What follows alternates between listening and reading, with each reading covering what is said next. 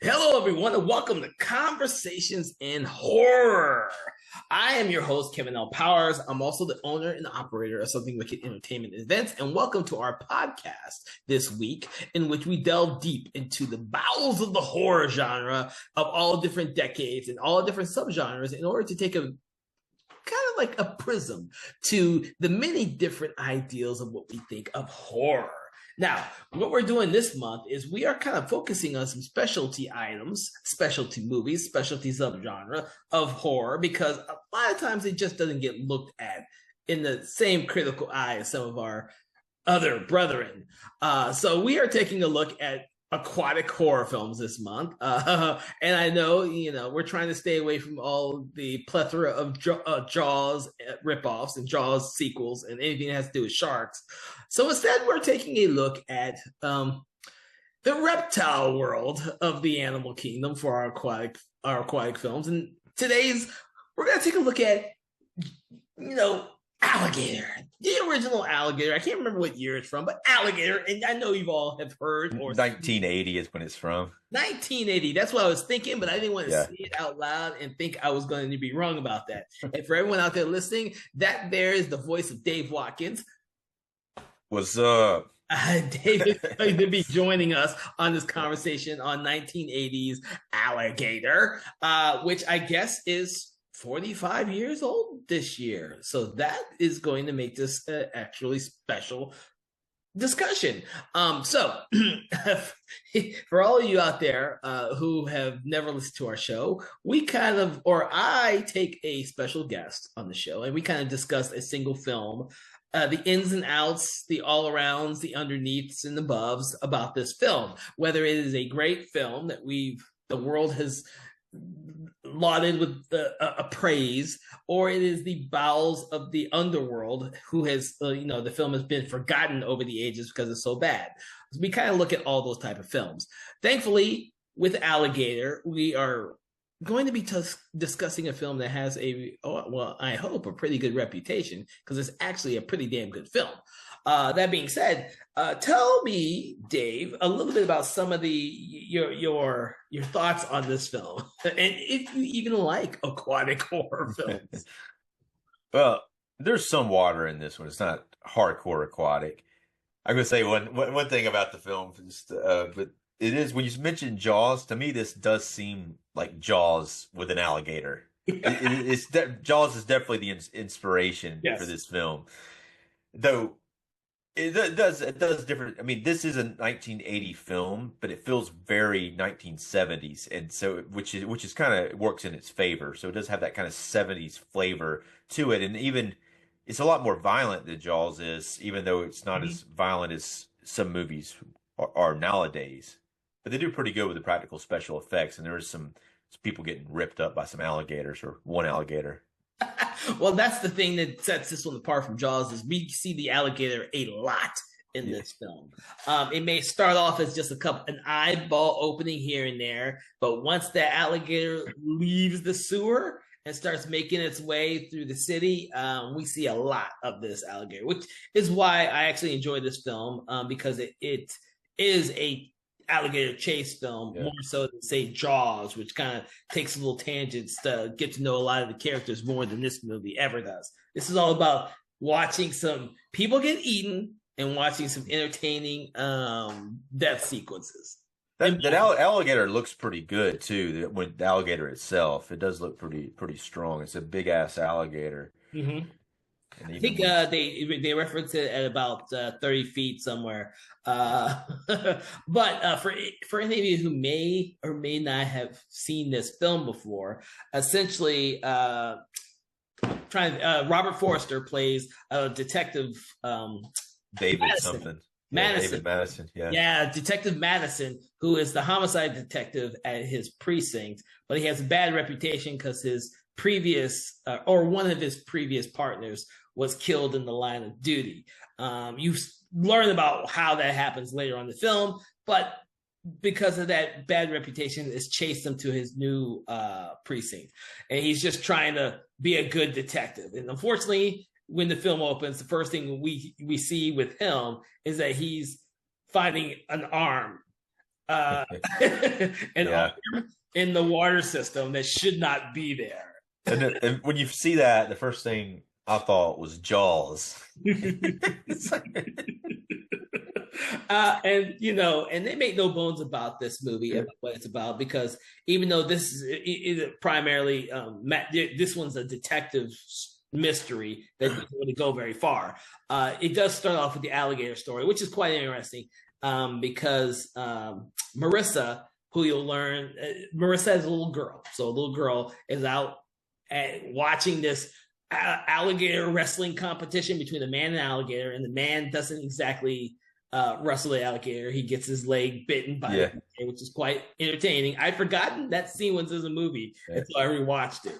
you ever been down in Florida where they do that stuff with the alligators? Like so, I, yeah, I mean, I've seen it before. Like, not someone getting bitten, but they'll take those alligators and they'll do stuff like that to them, and they'll sit and talk about how that alligator could turn on them.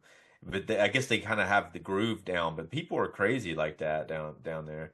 They used to sell the alligators like they do in the film. I remember when I was a kid, they used to sell the alligators. I wanted one, and then someone told me, like, maybe someone, like one of my parents' friends or one of my uncles or something. They were like, "Yeah, you don't want to buy one of those alligators. You flush them down the toilet, they go in the sewer in the city, and then get big in the sewer." So that was like a reference to this film that I didn't know at the time. well, that's exactly what happens in this movie, and I Yeah, heard that story too. But yeah, I lived in Louisiana when I was really young. When this movie came out, I was living in Louisiana actually, okay, yeah. and I believe that, and I could be mistaken, but I seem to remember as a kid people selling alligators as well as pets. Yeah. I could be Maybe I'm maybe mistaken too. I mean, it does seem like maybe it's like it could be something where it wasn't. I'm pretty sure that they were doing it though for a while. See, I have that feeling too. Yeah, I'm pretty sure they were doing it until it became a problem. You know what I'm saying? And of course, the urban and I did not watch this. So I did not watch this when it came out. I probably did not see this film until right before the second one came out. For some reason, I remember exactly when the second one was released, and I could imagine myself watching the first one just to know what the hell I'm watching with the second one. And I can't remember when that one came out, but it came out much later than this. Right. Yeah. I think it was somewhat sometime later, but Yeah, I've never actually seen the second one. There is a Blu-ray release from yeah.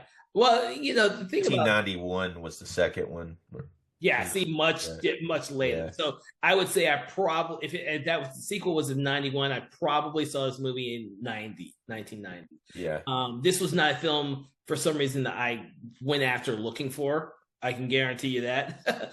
Yeah. This was a movie I probably saw only because there was a sequel. I Yeah. probably would have watched it eventually, after studying about the fact that John Sayles wrote it, and he's a highly looked upon director in his own right now. But he started off as a writer, writing some great horror films before then. But Yeah, he did Piranha. We yeah, Piranha. covered that before. So that being said, I don't have the history with this film as I would some of the other films that we've discussed before. So I watched this much later. And me enjoying monster films, enjoying stuff like Jaws, I kind of that's the reason why I went back to watch this. Someone did a sequel, and I went back to watch this one. I said, "Ooh." Yeah. Now, Yeah. since then, I've seen it a lot because I know who Robert Forster is, and I really enjoy his performance in this movie. I really enjoy him as an actor, in a lot of Yeah, stuff. yeah. No, I like Robert Forster too. He is good. He looks a lot. He's not that young in this film, but he looks younger than I'm used to seeing him. Seeing that, it's like I really started noticing when Jackie Brown came out around then. That's Mhm. kind of his like re-envision. But he was a great actor though. Yeah, yeah. And hell, this is 45 years ago when he did this one. Yeah. He's good in it though. I wonder. Yeah, he's there's a little bit. There's some pretty funny dialogue in there that John Sells wrote. That was a very character-driven thing about his hair. Yeah, He's got his hair. He's got this little thing in his hair that comes down, and then someone makes a comment. It's just like that's such a great like character thing though. And they talk about his hair. Then later on, he talks about it. He acts like it's not bothered him. Then later on, when he's talking to like that Marissa character, he starts mentioning it later. So that's It's some cool stuff that John Sayles put into the script that helps with characters. well, that was the smart thing because actually you're getting something I want to discuss is the very first scene with Robert Forster is at the pet store where he's buying the puppy dog, and the store owner mentions that exact same thing about him and his hair, and he says, some people come in here and buy a dog because they're getting old, Yeah. and that's It's a like, recurring theme throughout the whole movie. That's so hilarious. can you imagine that shit? Like some ass, like everyone's like all up in his ass about his hair. Like 3 or 4 people say shit about him. It's like, why don't you mind your own damn business? I mean, the people talking to him's hair don't look that good to begin with. Especially that guy in the pet store. He's like. I know. I think he actually mentions it too, though. He's like, "Yeah, I'm already bald up here." I think that's what throws it because he's like, he's saying that he's the same as him, and his hair's like really bald. But it does two things. That's a very important scene because it sets up Robert Forster's character, give you a little bit of idea of what he's going through, and then of course it sets up that the pet store owner who is illegally providing dogs to a research facility and then disposing of the dogs after the experiments are over into the sewer, which is how we get to a giant 30-foot long alligator in the sewer. I don't remember this growing up. So these are details that I glossed over watching the film, even in 1990. The fact that that the dogs were being injected with hormones and then being disposed of in the sewer, and then the alligator is doubling in size. Right. I never remembered the scene where they find the dog of the woman, and the first comment they said is the dog was really small when the woman last saw it 2 months ago, and now it's a giant dog, and they can't figure out why. She has like a little sweater that went on it's a small dog. I didn't remember that scene at all. I did not remember any of that until I rewatched. I was like, oh shit, this is a really clever script. You probably blocked that out. It's so awful that what they're doing to those dogs but it really helps. Like, two things about it. It's really horrific that they're taking the dogs and the puppies. They want specifically puppies, and then they do the hormone injections. They do the experiment, and then they kill them, and then they go dump them in the sewer, and then the alligators eat them, and that gets the alligator big. Mm-hmm. And the cool thing about that is like say for instance, like we talked about Lake Placid before, mm-hmm. In that film. With any big alligator, you're going to have the situation when that alligator eats like a cow, he's going to be full and he's not going to be going after people and eating them. But this one is a little different because you have a reason for it to keep killing, because it's got these whatever they're experimenting on these dogs with, he's eating them. So he's got something in his system that gives him a reason beyond just a regular alligator to keep mm-hmm. killing and eating people, No, I agree with that too, because those are the things I picked up on when I rewatched the film that would have been over my head when I was younger. I would have never thought about that. To be honest with you, when I saw the movie, it was a giant alligator killing people movie. Right, yeah. But I think with anything though, it's like with any giant monster thing, you always got to think if they eat too much stuff, they're going to get fooled. So that's kind of, you've got to figure out a way to ride around that to make it like more of a dangerous situation, because that alligator come out and eat a few people, he'll be full, and then he'll just be lethargic for like a while, But luckily, like I'm sure I hadn't seen the second one. The second one's called The Mutation. I'm sure that one has even more of a reason for him to like keep eating, Well, we'll have to make sure that you watch that so we can talk about The Mutation later too. I've got a copy of it, just hadn't watched it yet. Oh Jesus. So yes, mutated alligators in the sewer, and the little girl from the very beginning is actually grows up 12 years later and becomes an expert on alligators and reptiles and everything else, and she ends up being the doctor that Robert Forster's character Madison ends up falling for. Now, obviously, the film has that whole romantic thing, like most of the films of the era did, where it's, why would these two ever get together other than they just, it just needs to happen in the movie for some Yeah, reason. I got some thoughts on You got that. some thought? Okay. It's, uh, now I think like I agree. It's like to me, it feels very forced in this film. It's like it's very forced, more so than normally. What's interesting about it, she looks lot younger than him, which I don't have a problem with that. And I think she's the actress Robin Riker. She's quite cute, and there's some chemistry between them. And for the first part of the film, when he first starts interacting with him, he has no interest in her. He's actually doesn't want her around, and he's being a dick to her, which I guess this kind of works. Like a lot of times, like you see this happening. Some guy will be a dick to a girl, and suddenly they like him more because he's being a dick. But he pretty much doesn't want her around. And then at one point, a new asshole shows up. That Colonel Brock shows up and takes over, and he pretty much tells Robert Forster's character to go fuck off. And then so he leaves. And then at that point, he shows back up at her lab, and suddenly he's interested in her and wants her help, you know. So but then then there's like the connection. Then like the later part of the film, like the second half of the film, like it becomes kind of a romantic drama between them. It will show them going out on little dates, doing research about the alligator, and then it should cut the alligator killing some people, and then back to their little date things, and I mean, it's there, but to me, it's like it's something that I don't think it quite works. It's very underdeveloped. It's something that I think could have worked a lot better had they not pushed it so far so early. If they Yeah. would have waited until later to really push them into sleeping together or making out or go, if they should have like had that kind of happen. Not even they never should have slept together in the film. It should have been implied that they might in the near future, but it should have ended with them having that instead of pushing it. I think anyway. So. Well, yeah. Well, that's why I say it's a product of its time Yeah, because they used to yeah, do that a lot in movies back then. Whereas nowadays, they probably do exactly what you say, which is kind of develop the relationship, and then at the very end, they'll say, "Well, let's go on a date." Blah blah blah blah. yeah.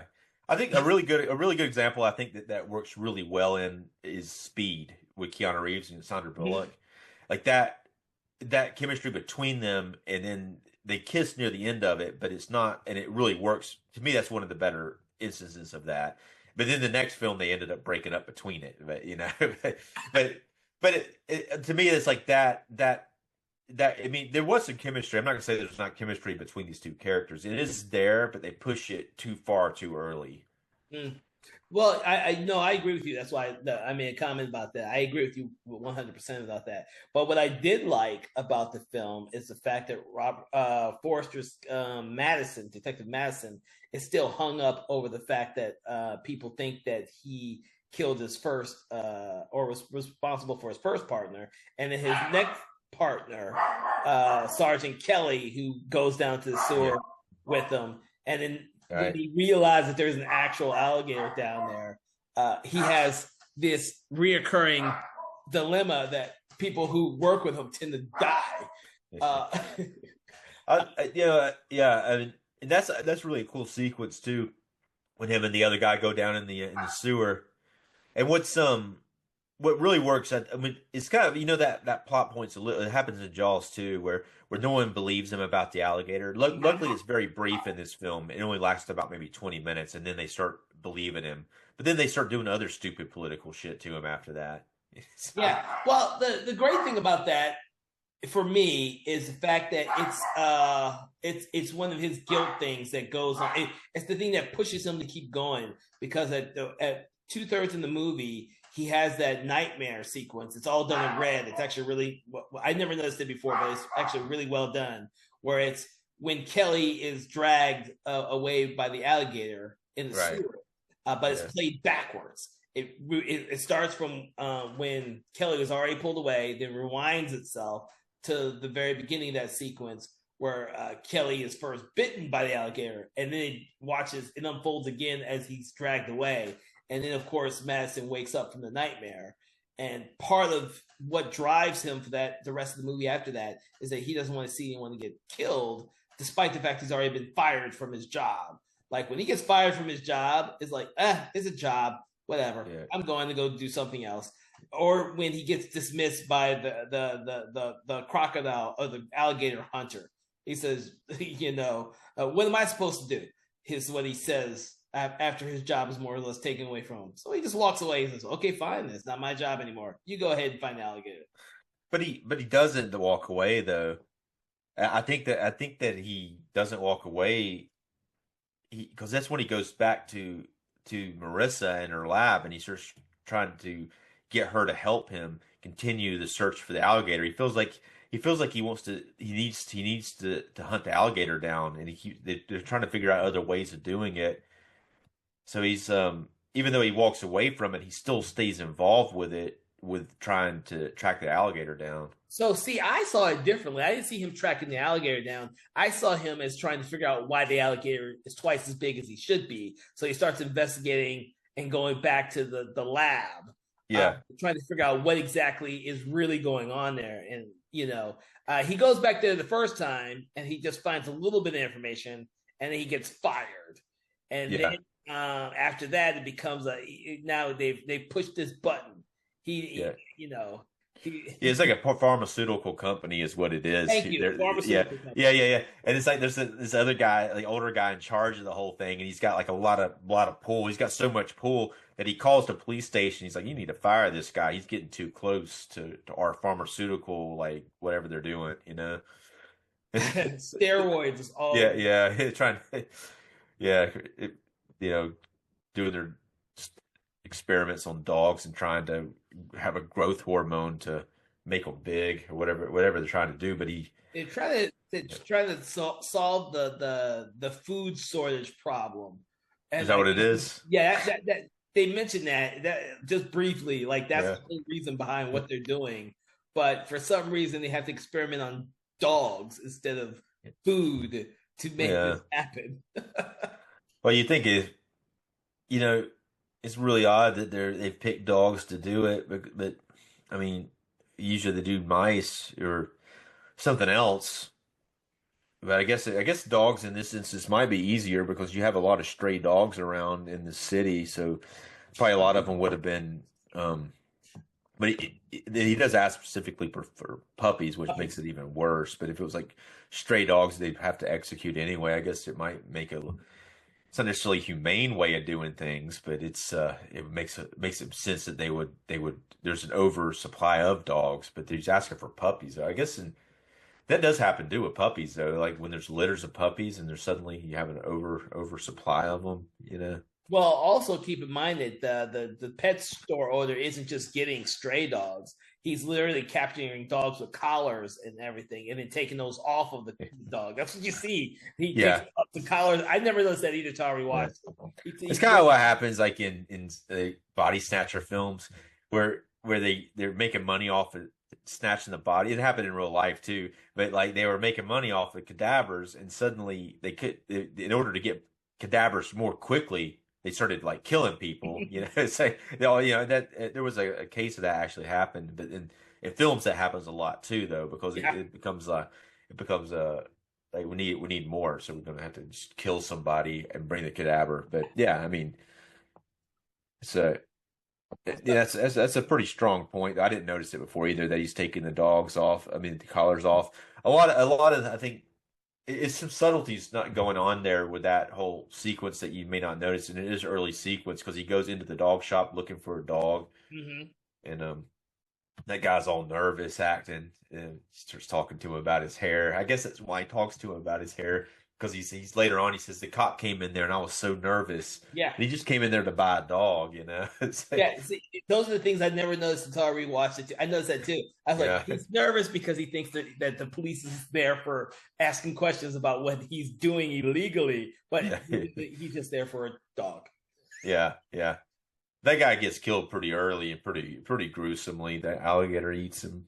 Yep. Yeah, It's well, the thing is, it parallels what happens to the other political people who try yeah, and cover up this whole thing at the big party at the last bit of the movie.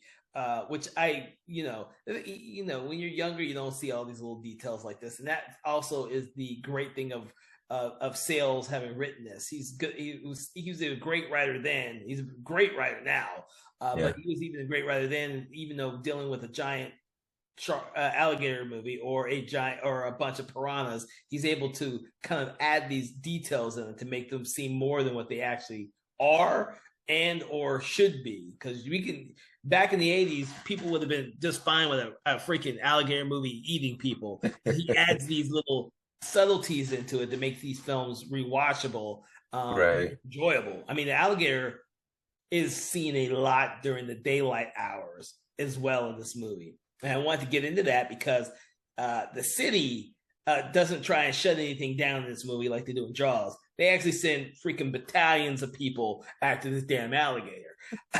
First, including some kids and stuff too out there.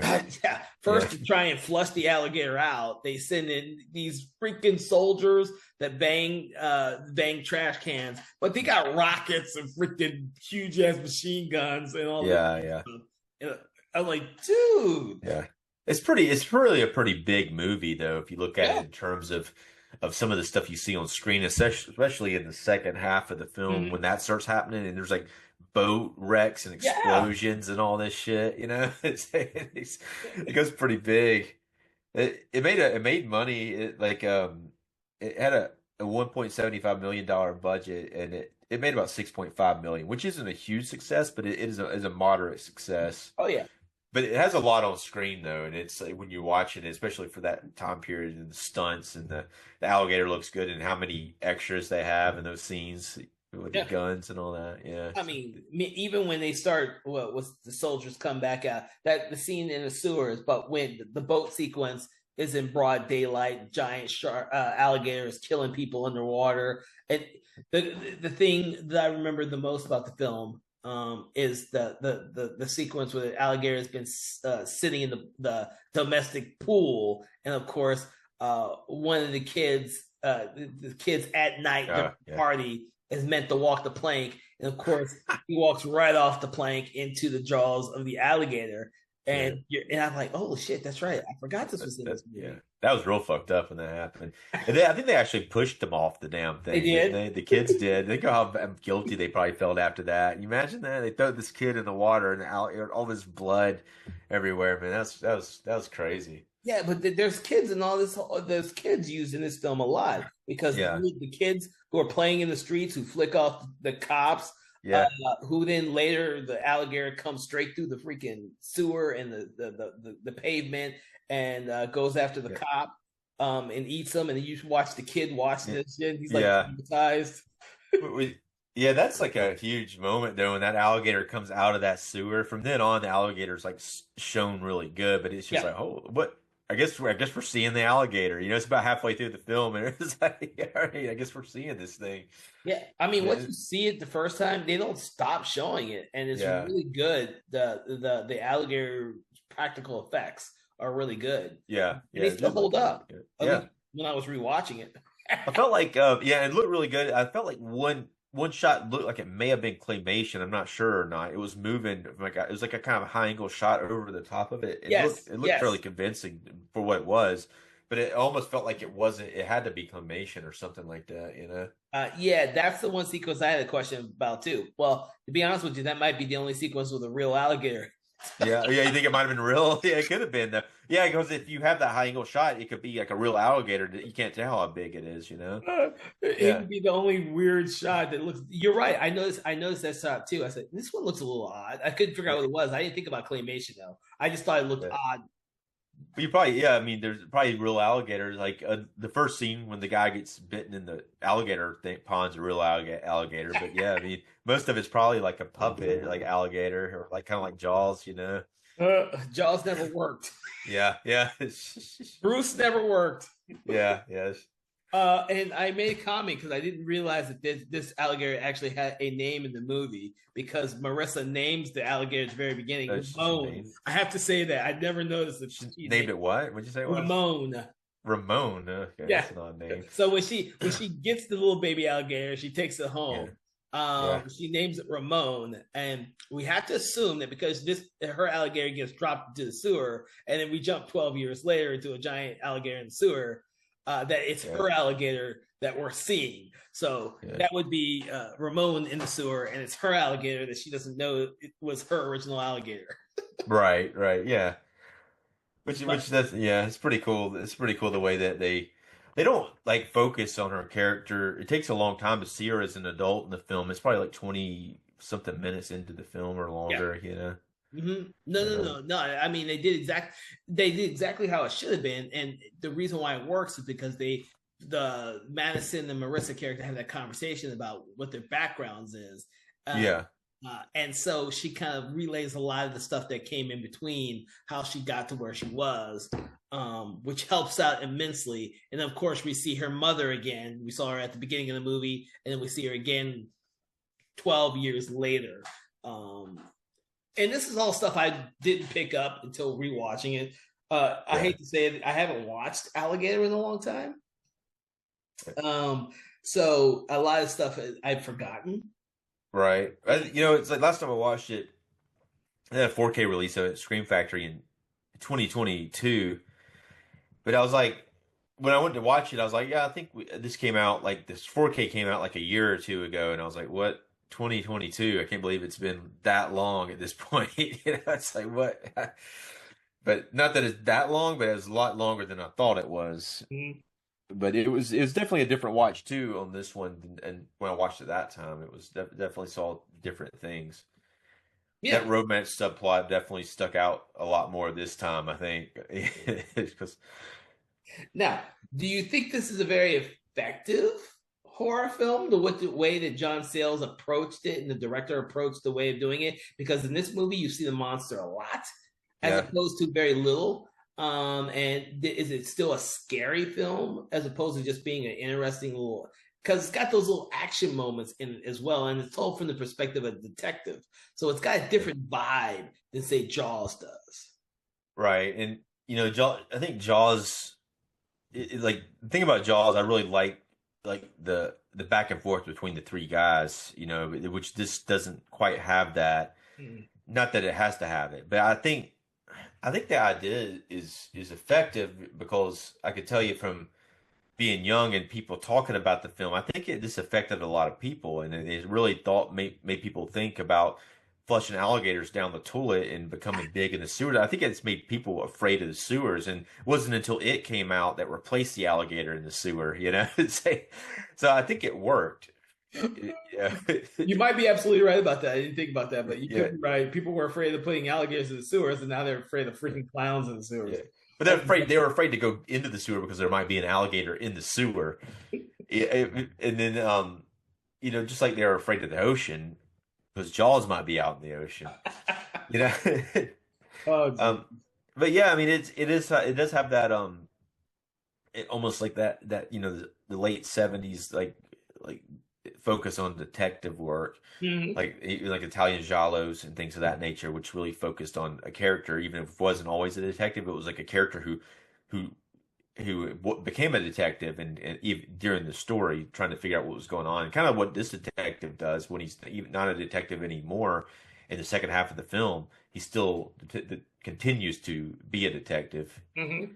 Um, Which is but interesting because he's trying to answer the questions that the audience already knows for the most yeah, yeah. part. Because you see, there are scenes, yeah. Because there are scenes that the audience sees that the main character doesn't see, like the shop owner talking to the doctor guy, bringing the and things of that nature. Mhm. So, And the politician when it starts yeah, getting heavier in the more political aspects of the film, which makes the final sequence very interesting when they're at the Slade's party, the politician yeah, Slade. it was like They're a at his, wedding party. Yeah, and the alligator makes its way there, yeah, which is fitting.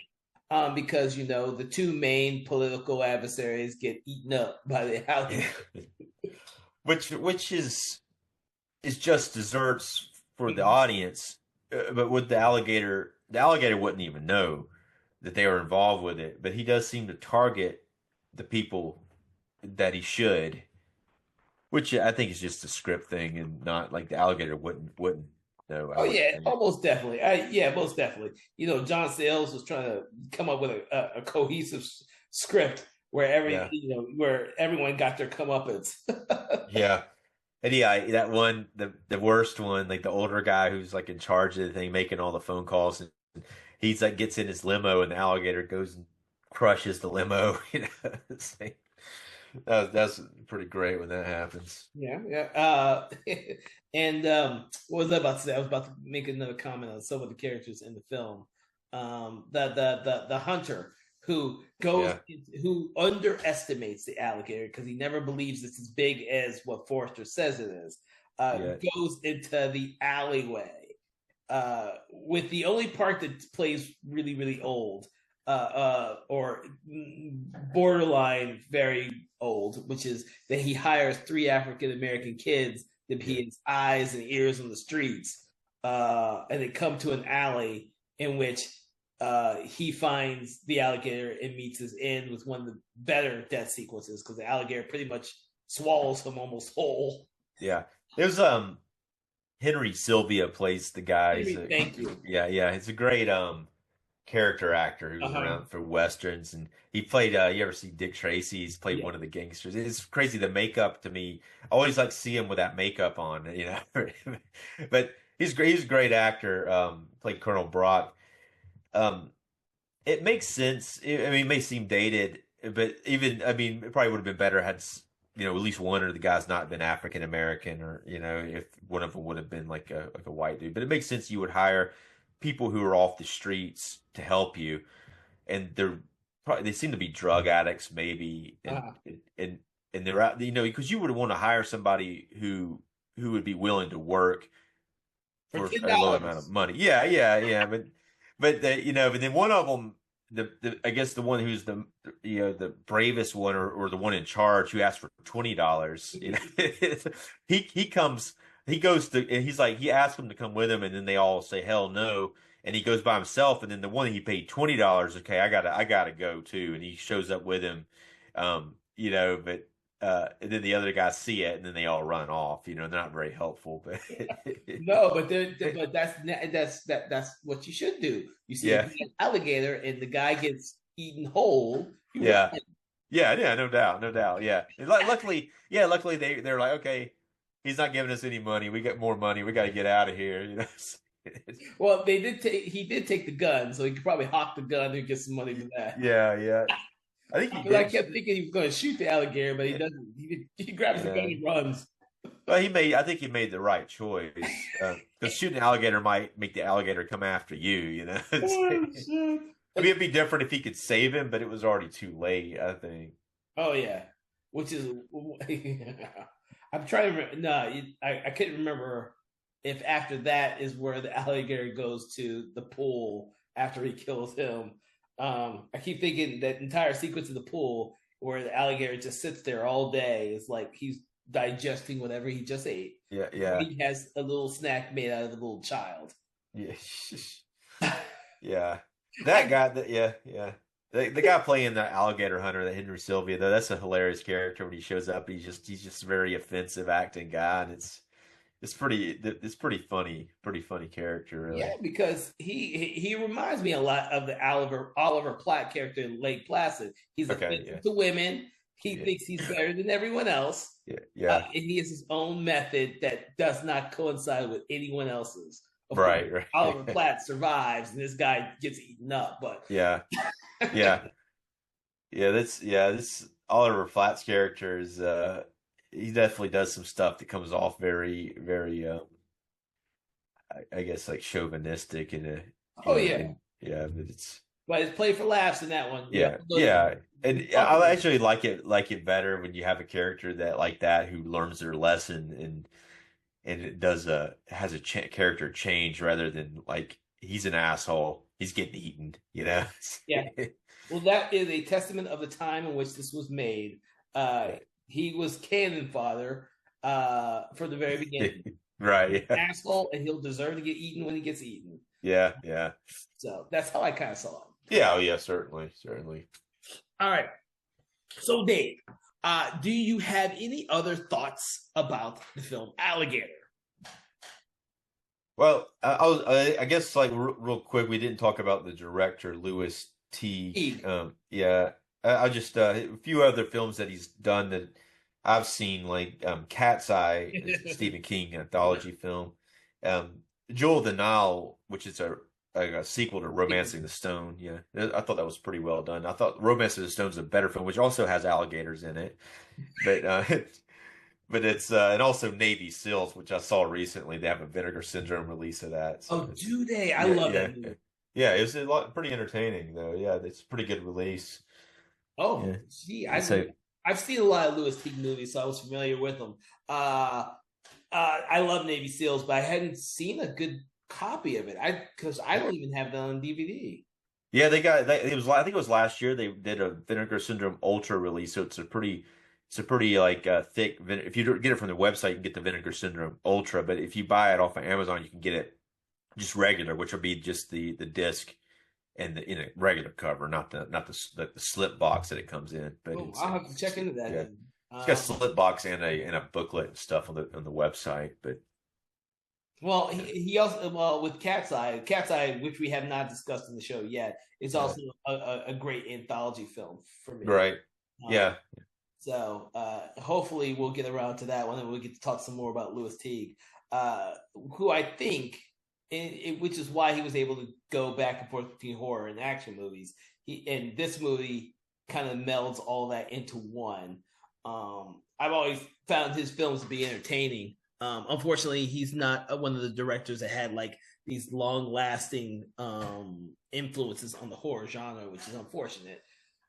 Because right, yeah. And I mean, he does some strong work here in the directing. I mean, it's a very gritty type of film in a way because it does have that kind of 70s grittiness going, and maybe it didn't translate going forward into horror. Definitely lent more into the action films that happened after this, in the mid 80s. there were so many of them too. Yeah. For me, I hope because there's a lot of alligator movies out there now. When this came out in the 80s, there wasn't so many of them. Of course, we would soon get movies like Crocodile and Killer Crocodile and a whole bunch of other movies before we hit into the 2000s, where crocodiles, alligators, and sharks were like the go-to aquatic monster movie. This is one of the earlier ones. I really enjoy this one because for me, it's different than Jaws because we see the alligator so much. And the practical effects are really good. But then again, Jaws has some great practical effects, in my opinion. We just Yeah, don't see Jaws. We don't see the Bruce. We don't see Bruce enough because it's getting work most of the time. right. It actually like worked pretty good for the film, and like most people consider that to be one of the best horror movies ever made. Yeah. Which is definitely up there. And it actually worked in its favor, Yeah. which makes it very alarming when you see this alligator on display. So about halfway through it, this alligator just pops out of busts through the sewer and comes out. It's like okay, here we are. Now, of course, it seems a little hokey that this damn alligator has enough strength to bust through who knows how many layers of cement and everything else above it. But it's the mutation from the eating the dogs. At least you got that explanation to explain anything about the alligator does. You have a little bit of an explanation. It's good to have that too because it's like you don't want people thinking too much. You need to give them a reason why this alligator is different than a normal alligator. Mm-hmm. And so it can do things beyond what a normal alligator can do. Otherwise, you're going to be in a script situation where the alligator's got to go like, which he kind of does a little bit here. He goes and hangs out in the water for a while he's digesting, but he doesn't have to do it as frequently because of the explanation. Yeah. Well, and the great thing is that with a lot of these films in the early 80s and probably to the later 80s as well, we had a lot of mutated monsters, either due to steroids, experimentations by our government, what have you, became a staple of horror genre. I can name a whole list of movies in which that's a plot device. But it wasn't as much a cliche in 1980 when this came out as it was in the later 80s when it seemed to be the explanation for every giant insect, every giant monster there was. It Yeah. was steroids, experimentation. It's still a cliche that's Yeah. being used today. Well, I mean, I'd rather there be some ridiculous explanation than it's just a regular alligator that got put down in the sewer and then became big in the sewer and then all of a sudden can do all this crazy shit that he does, you know? But it's the idea of it being in the sewer to begin with is pretty scary, but then you have to have a reason for the characters to be down in the sewer, you know? Yeah. No, I won't. I will not disagree with you on that one. Yeah. All right. So we're at that point in our show where we kind of sit back, relax, and try and rate the movies from 1 to 5 according to their quality. Number one being poor, number five being excellent. Where on the spectrum would you place this movie, Alligator? I'm probably gonna say a 3.5 on Alligator. Okay. I'm actually going to put this a little higher. I'm going to put this at 4, only because I think that the writing is really strong in this film. And I think that it is still strong in this film, despite some of the flaws that we would say are flaws in this day and age. Whereas in 1980, when the film first came out, it wasn't, a lot of the flaws that we see now weren't flaws back then. Um, Like, yeah, I mean, well, to me, the biggest flaw is just the underdeveloped romance subplot. romance. That's as far as the other plots. I think they're products of their time, you Yeah. know, and I think it's to me, I like seeing things that they wouldn't do now in movies because it just because you're like, okay, cool, they're doing that because now everybody they wouldn't do it, you know. So I like seeing it sometimes in films. Well, I'll tell you this: a modern day version of alligator, where we would see an alligator this big, wouldn't be mutations. It would be a prehistoric alligator that found its way into a canal system that then led into the sewer. That would then be huge and then wreak havoc on the city before somebody comes along and says it's a prehistoric beast and we don't need to kill it, we need to save it. But then there's someone who's a big game hunter who just wants to kill it and put it on their wall as a trophy. That's pretty. Yeah. So they'd be trying to save the prehistoric alligator, giant prehistoric alligator, while also being it killing people. But it would never Yeah. kill any kids because kids are off limits. Yeah, sometimes they are, but it probably wouldn't kill any kids, and then the person who's trying to save it would end up getting eaten.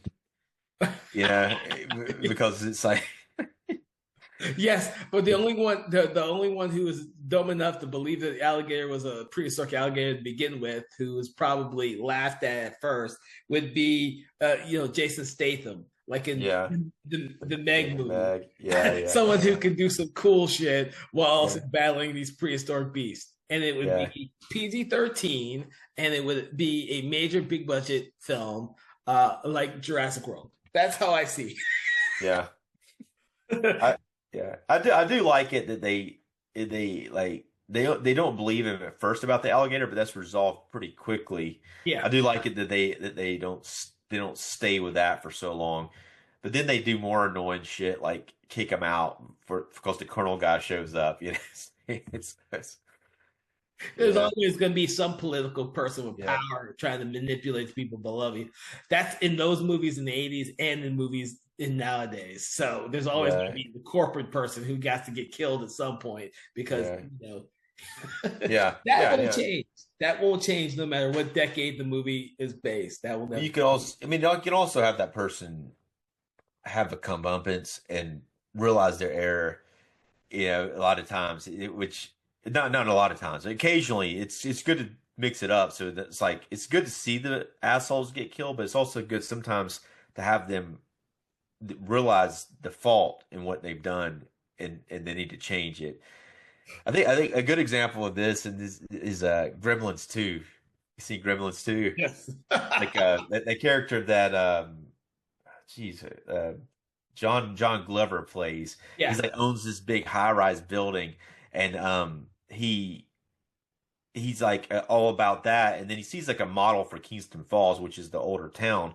And then after the Gremlins take over the building, and he fights him, and that kind of character you think should get killed, but he doesn't get killed. He actually changes his mind. He's like, you know what, we're going to get out of this building these buildings, and we're going to start building like a small town America again. So, so that was like that was a pretty cool realization that the character realized, okay, what I'm doing here is going too far with it. They even have the genetic research lab in the building that they're they're like experimenting on things there. So Experimenting on everything. Yes. yeah, yeah. Oh my God. For everyone listening, we have not done Gremlins or Gremlins 2 yet for the podcast, but we'll get to those. Yeah. Count me in for Gremlins too. That was awesome. All right. So, any final thoughts, Dave? It's a movie about a giant alligator.